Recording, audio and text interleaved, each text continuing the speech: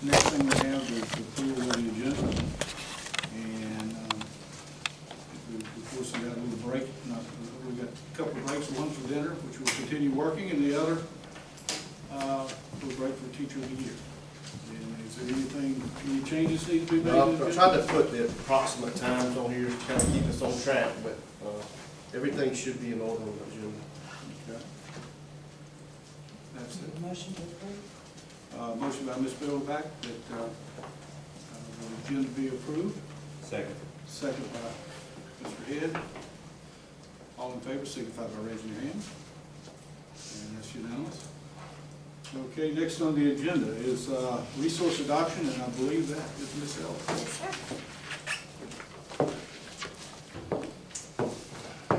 Packet is that time of year again.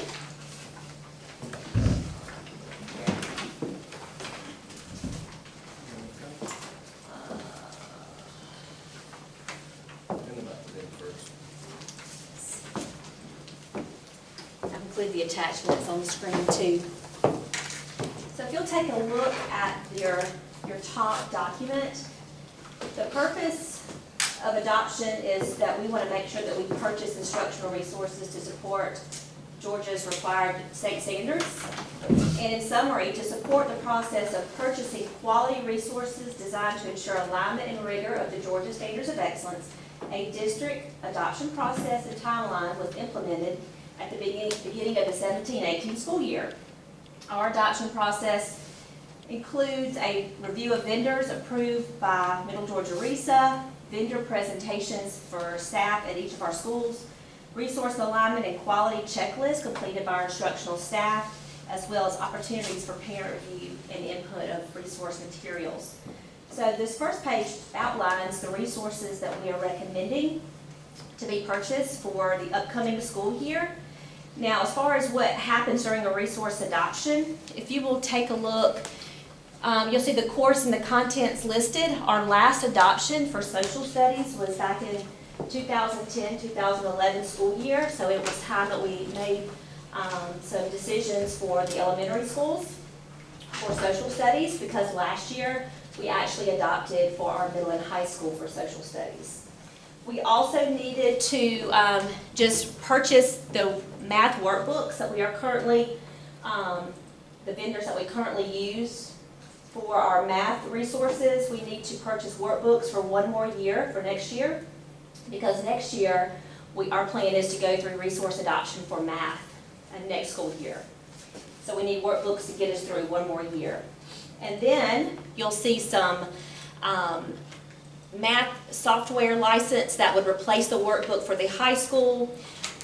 For physical science, our last adoption was in 2007 and 2008, but 2 years ago we adopted science resources for K-12, and we purposely left off physical science because we knew that we were moving physical science from 9th grade to 11th grade.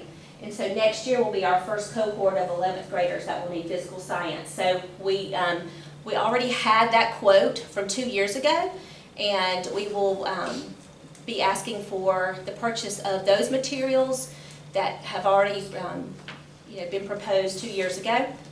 And then we needed a class set of health books. And then for our current curriculum that we use in pre-K, we need a set of resources for each school to support our curriculum there. But as far as a full adoption, our full adoption went for elementary social studies. So if you'll take a look at the resource adoption cycle, so you'll see our adoption cycle, not that one, it's, there you go. This is our tentative schedule, so now every Board of Education can have their own cycle for resource adoption when it goes to looking at vendors and doing the full, the check to determine which resources would align best to our student needs and to the curriculum. So this is the content area cycle that we developed 2 years ago, and this is our third year with this adoption cycle. So basically, the state used to set when certain curriculum would need to be adopted, but now the state does not do that anymore. They don't say this is the year for social studies, this is the year for science. It's up to the district to determine when your school system needs to purchase the resources. And so this is our content area cycle, and we can be flexible. flexible. Right. It's very flexible. We just put one in place so that we could have bookmarks for when we needed to have certain contents looked at. And that would depend on, current projections and what our resources look like for a particular year, so, and how much money we had. That's right. So, gives us a little more flexibility. It does. Okay. So this could change along the way, and I'll keep you updated if it does. Okay, the next document in your packet, you'll actually see our adoption process and the timeline. So this process begins in November and December, and if Middle Georgia RESA actually has an instructional fair, then we would actually attend that instructional fair where vendors come, they display their products, and you and your team would have a chance, meaning the school team would have a chance to look at some of the resources that are available. They did not have a resource fair this past year, but they do provide us with a list of publishers. And so then it's left up to the districts to determine which publishers you contact. And we, contacted the same ones, year after year, the ones that are recommended by RESA. And then what we do is once we contact the vendors, and the schools basically outline the best time for those presenters to come in and meet with the staff, the instructional staff. So each school has a committee, a textbook adoption committee. Usually it's one teacher per grade level, sometimes it's more. It's usually the instructional coach, the assistant principal, and principal. And they come together after school. And so we had a schedule that we developed where the vendors come in, present their materials, and then following the presentation, within a day or two, then the teachers are given a feedback survey, evaluation rubric, where they have to evaluate the resources that were left to determine, do those resources meet the needs of the students in the curriculum. And those presentations are usually held, January, sometimes beginning of February. Okay. Then in March, once the presentations have been completed, then we look at the feedback from all the different publishers, and we see how the publishers were rated on each of those areas that I'll show you in a minute. And then we narrow it down to our top resource for that subject area. And so for this year, it would be social studies. And parents are given an opportunity, so each school sets up a display, and we give them a survey to fill out where they can provide feedback, and that's left up for a week. And we had to advertise that for a week to let parents know the resource that we would like to present for adoption would be available for them to review. And then we bring the final recommendations to you based on the number of students that we'll have in each grade level, the number of teacher additions that we'll need. So there's a lot of work that goes into, getting a quote provided by the publisher to present to you. Okay. Did you mention that, just an aside, that we try to do at middle and high, because we only have one middle and one high school, they kind of determined that for elementary, because our kids are so mobile, we try to go with the same vendor. A lot of times they'll like different vendors, but it makes it very difficult when you buy 3 different vendors, Yes. and then the kids are going back and forth and your numbers change. So we try to go with the same type textbook or resource. And for all the sometimes vendors. you might have a K2 vendor and a 3-5 vendor. It just Right. depends on what that vendor offers. But we were very fortunate with our decision this year and how everything panned out. But if you'll look at the adoption presentation schedule, it's okay. So you'll see we reached out to 5 vendors that actually had social studies resources available. And you'll see who the presenters were, the day that they actually presented. And we actually did something this year where we combined all 3 elementary schools onto one location for the presentations to occur. So we had a larger audience at each of those presentations. Okay. So we had folks from all 3 schools at each presentation, just so you will know.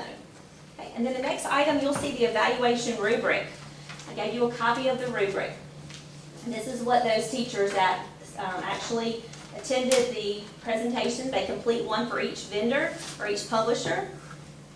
And it's very detailed. It talks about, is the content aligned to the standards? Does the content endorse research-based practice?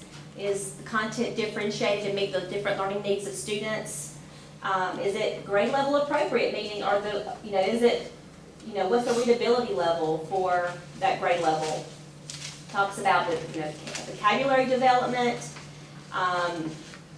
Were there materials that the teachers could use to help with their instruction? And it goes on and on. It talks about, are the resources engaging? Does it give opportunities for independent practice? But there are just a lot of things. We actually took this survey from a survey that the Department of Education actually used to provide to districts, and we just tweaked it to meet the needs of our social studies adoption. Okay? So then once all that is completed, then the teachers are able to go in, mark those answers, make comments, and then we look at the results there. Overwhelmingly, we had one resource that really exceeded all expectations, pretty much in every area, which is very odd.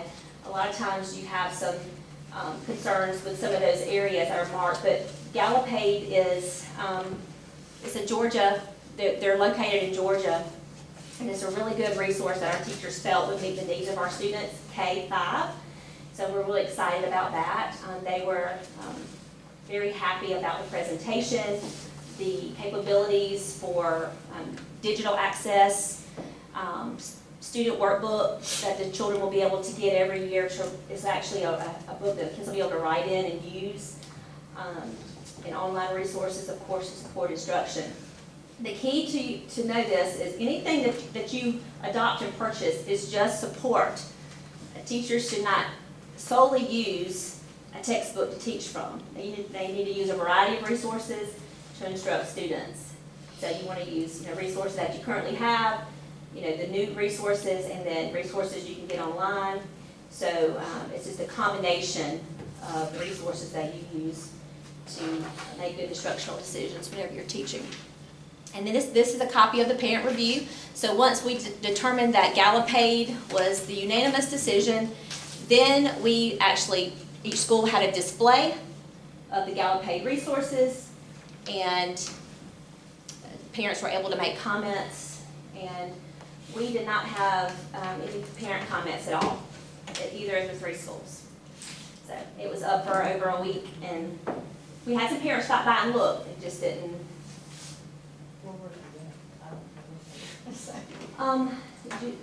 The media center, if you take the media center, I know they were supposed to be set up in the media centers. Is it just something that's posted somewhere in the Yeah, media because center? now that we can't go in, we don't go in. Yeah, so they were in the media centers, and there was a display like at a table, and it had the resources up, and then there was an electronic book, electronic computer survey that the parents could fill out. So is that emailed out to the parents or anything? It was published through Monroe Messages, and we also published it through social media. Okay. We had several parents that stopped by, and they said they would do this, fill out the survey later. I know at KB, there were several parents that said we would, they would do the survey later.